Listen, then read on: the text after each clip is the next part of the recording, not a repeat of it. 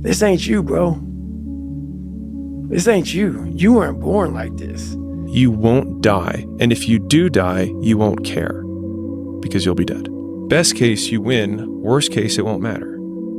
There's no luck in this game, man. It may be a little bit of luck, but the luck happens after you bust your ass and you put yourself in that lucky situation. Luck doesn't happen. You put yourself in that situation where luck might fucking happen. And that's what people don't know. If you believe it, if you really believe that you could be something, if you have that little voice in your head saying, hey, you got talent, you could do this, then follow that voice. Fuck your motivation. Fuck your motivation. You need discipline, because motivation's not there every day. I'm missing motivation most days. Wow, Some really? days, yeah, sometimes I got motivation. Sometimes I'm like, fuck yeah, today I felt good. I can't wait to get to the gym. But a lot of days, like, gotta get to the gym. And then once I get going, then I feel great. Yeah. And I feel great when it's over. But it's that beginning part that's hard, because your body wants to stay comfortable. Your body will trick you, like, man, today you should take the day off, Theo. You don't feel good. Theo, what did you get, like 6 hours sleep last night? That's not enough. It's so easy to be great nowadays, my friend, because most people are weak. Most people don't want to go to that extra mile. Most people don't want to find that extra because it sucks. It's miserable. It's lonely. It's easy to give up. You know, Hell it's yeah. easy. It's the easiest thing in the world to do. I'm done. I ain't going. Oh, yeah. I ain't gonna keep going. Yeah, I don't feel like going to work. I'm done. Yeah, man. It's easy. It's very easy. But what's hard is going, yo, yesterday I got nothing from working as hard as I could. Nothing happened from that. I'm gonna do the same thing again today, but I'm gonna try to go harder. That's the hardest thing in the world. To get up every day and give 100% and be in the same position that you were each day, but mentally know that you're trying and trying and trying. That's a real grind. How bad do you want this? If it's as bad as you want to live or breathe or sleep, whatever the hell it may be, I can work with you. But a lot of people, most people don't want it that badly, which is why they always ask the question, man, how did you get to where you are? You know how to do it. You know exactly how to be you or how to be me. You don't want to do it. Like, I want to see what you do when you're tired. Let me see how you push yourself. Come on, man. Get up. Get up again tomorrow. Get up again tomorrow. Get up again tomorrow. The next day. Get up. Get up. Get up. Get up. Keep going. How long can you maintain a positive attitude? There's no hacks, bro. It's you against you. You against you. And if you misunderstand that, you have a real problem. You wake up, right to work. Immediately your mind is in action. No one wants to do that. No one. And I don't blame them. But don't be mad when you're laying there in your fucking bed and you're in the fucking hospital and you're 70, 80, 90 years old and you're thinking, man, I feel like I didn't fucking do something.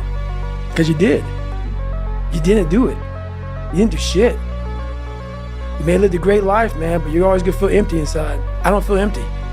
The life you want is on the other side of a few hard conversations, and you're living a life you hate because you're too afraid to have them. I think about that a lot. Hard times create hard men. Hard men create soft times. Soft times create soft men. Soft men create hard times. We are now around soft men and hard times. There's a moment when every boy realizes no one's coming to save him. And that's when he becomes a man. And some boys never get there and stay children forever. You should be a monster. He said you should be a monster, you should be ruthlessly ambitious, and then learn how to control it. And it's that old expression, it's better to be a warrior in a garden than a gardener in a war. I don't care how good you are in anything, you don't have discipline, you ain't nobody. Right. You're nothing without discipline, because you give up under the slightest struggle without discipline. 100%. Told me discipline is doing what you hate to do, but do it like you love it. Doing what you hate to do, but do it like you love it. That is a great quote. I'm going to have setbacks, I know. But if I'm feeling bad, that doesn't mean I'm doing bad. That doesn't mean I am bad. That doesn't mean that I can't still take some action. Because, yeah, nothing changes and nothing changes, man. It's time to get back to work. Stop hearing yourself talk. Get off the podcast. Don't be on social media too much. Cut out all the fucking noise. Get back to the fucking mental lab. I'd say one of the strongest mental frames that has gotten me through my hardest times is thinking this will be the story that I will one day tell. And that means the harder it is, the bigger the dragon, the more epic the story, and by consequence, the more epic the hero. The fear is never reaching your potential. That's it. That always falling short, always quitting before you're done, always procrastinating, always not doing the right thing. And then one day you're an old man. Yep. And you look back and go, God, I could have been great. Yep. I could have been great. It's time to stay focused. It's time to decide, fuck clubs, fuck partying, fuck trying to fit in and socialize, rub elbows with everybody so people can stop calling you weird. Why are you so antisocial? Because I'm trying to get it. Why are you staying on the basketball court so much? Because I'm trying to get it. Why are you out there practicing in the hot sun when ain't nobody else out there? Because I'm trying to get it. Why are you not clubbing? Like every time I text you and invite you to go do something fun and cool, you always studying. Because I'm trying to get it. Let me tell you something, homie. These women ain't going nowhere. These clubs, these parties, all this shit ain't going nowhere. The more weird you are is a reflection of how committed you are to focusing on your shit, molding and shaping and developing your ideas and your craft so that when it's time for you to make your rounds, you gon' fly. People only root for people who don't need it. Like the amount of times when I was on my lonely path where I was too different from the friends that I had, but not successful enough to be friends with the people that I wanted to be friends with. That's when you want people to root for you. That's when you want people to support you. Once you've already won, people are like, he's amazing, he's so good. But like, that's the time when you need it the least. And so you always have to be the person who roots for you before everyone else does. And it's usually a single clap in the auditorium for a very long period of time. It is a slow clap that's just you rooting for you. And that visual, I think, is one that you can kind of take because it is... People struggle to do things alone. And the path of the exceptional person is one of an exception, which means that you are not with other people. And rather than fighting that or bemoaning it, see it as an indicator that you're on the right path. Because if everyone else were cheering you on, then it means you're not in the right place, because it means you're just like everyone else, and that's not where you want to be. Life isn't fair at all. At all. So what are you gonna do about it? I knew that no one was coming back to help me. No one was gonna miracle me to be somebody special.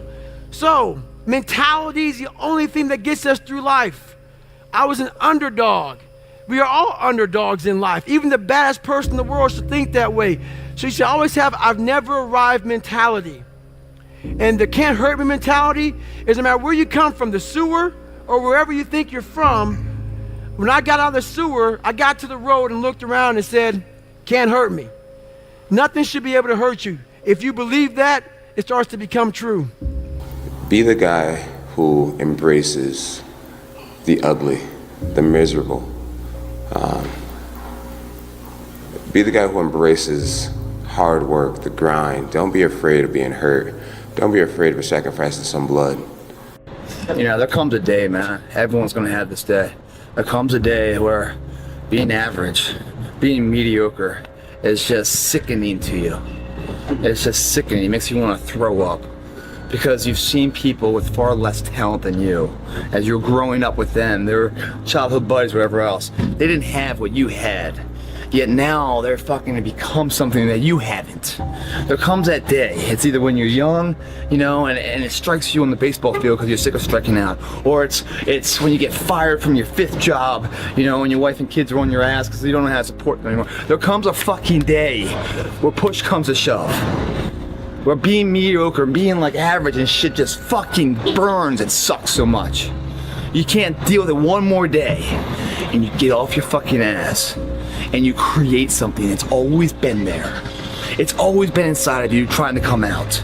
but you've never wanted to unwrap it because it's too much fucking pain and commitment. I'm a big fan of power follows the blame finger. So like wherever you point the blame finger is where the power follows.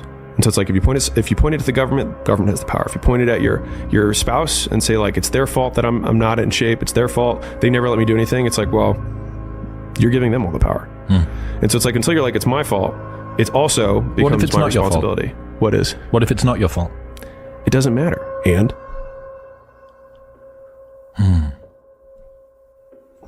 like I can't run marathons because I lost my leg at birth. And either you can just never try, or you put the metal thing on and you do it anyways.